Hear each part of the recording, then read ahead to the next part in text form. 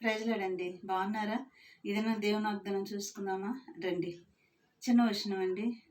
కృపాక్షేమము నీ శాశ్వత జీవము, నా జీవిత కాలమంతయు నీవు దయచేయువాడువు.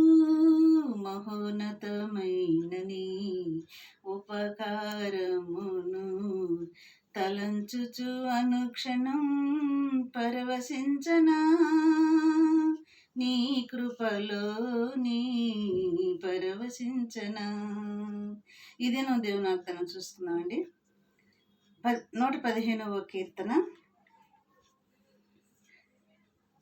9వ వచనం నుంచి చూసుకుందాం. ఇశ్రాయేలు యెహోవాను నమ్ముకునుడి, ఆయన వారికి సహాయము, వారికి కేడెము.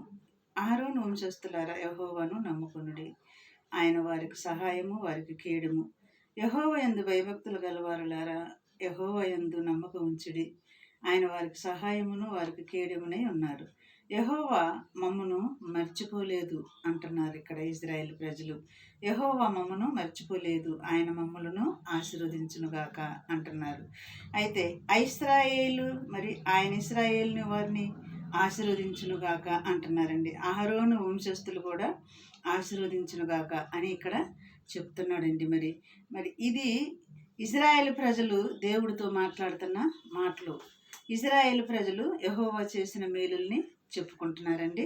అంటున్నారు ఇక్కడ, యెహోవా మమ్మల్ని మర్చిపోలేదు, ఆయన మమ్మను ఆశీర్వదించును, ఆయన ఇశ్రాయేలు వారిని ఆశీర్వదించును, అహరోను వంశస్థులను కూడా ఆశీర్వదించును అని చెప్తున్నారండి ఇక్కడ.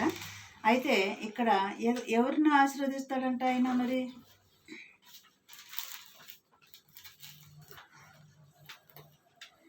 పిల్లలనేమి పెద్దలనేమి తన యందు భయభక్తులు గల వారిని యెహోవా ఆశీర్వదించును, యెహోవా మిమ్ముని మీ పిల్లల్ని వృద్ధించును. ఈ దినం వాగ్దానం అండి. మరి ఇటు వాగ్దానం బట్టి ప్రార్థన చేద్దామా?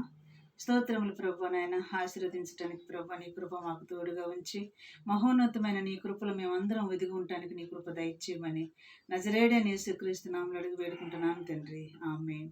God bless you.